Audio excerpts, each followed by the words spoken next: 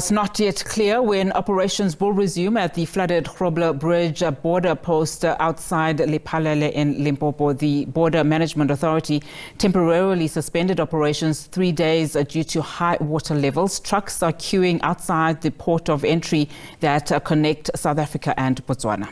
The suspension of operations at the Grobler Bridge port of entry has had some impact specifically on the business sector in and around that port of entry that is located outside Lephalale in Limpopo. That port of entry connects South Africa and Botswana, and we know that there are various trucks that travel to that country and to South Africa through this port of entry. Water levels inside that port of entry have led to this suspension of services, where we've seen most of the buildings inside partially submerged in water, with the BMA saying it was a risk for both their employees and travelers. There are currently truck drivers who have parked outside that port of entry. Some are now deciding to reroute to other ports of entry, but the main impact is on local business operators in this area. I'm bringing in one of them to speak to him, Mr. Albert. Well, Albert, thank you so much for your time. I understand you offer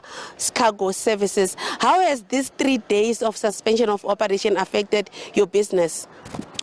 Albert, yeah, it's really affecting our business because now as we speak, the border is closed, and now the trucks which were here, we already processed the document for the trucks to come through this border.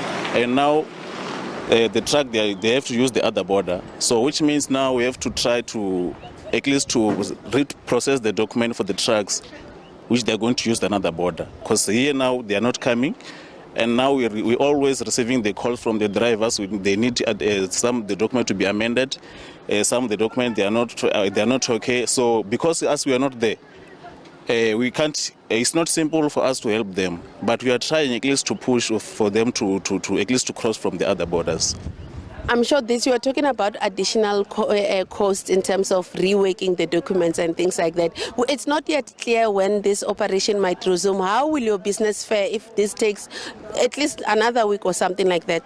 It's really costing, just because we are asking the other offices on the other border to assist them. So them also to assist.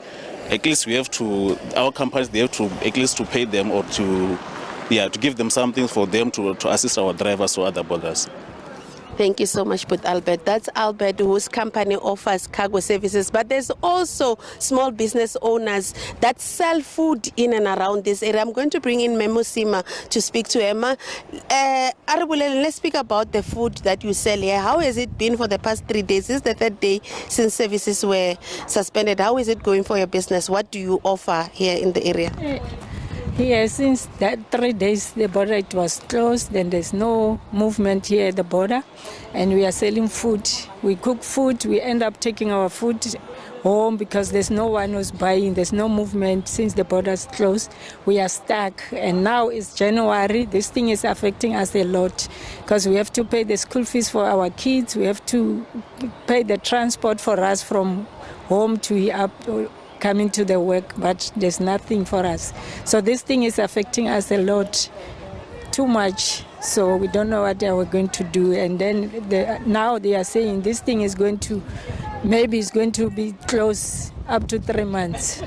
So we don't know what's going to do now. Thank you so much, Memusima. There's also another lady, Anna. Well, Anna, thank you so much for your time. How has this closure been affecting your business? What service do you offer here? My business, I'm doing cooking. Every day I have to come, let's say 32 kilometers from home to here. So it has affected me as a parent, and as I'm a widow. I've got the kids who are supposed to go to school. It's January. So those kids, I am the one who's supposed to give them money to go back to school, to pay their rent, to pay their fees at school. So it has affected me a lot because every day when we come to cook food, at the end of the day we're taking that food and then we throw the food away because there's no movement of trucks. Thank you so much, man. That's a self-employed lady who cooks and sells food outside this port of entry, saying she's been throwing away some of her stock items at a cost, and this is money that she says she uses to care for her family. We'll continue monitoring this situation as this rain season continues to wreak havoc here in and around Lephalale.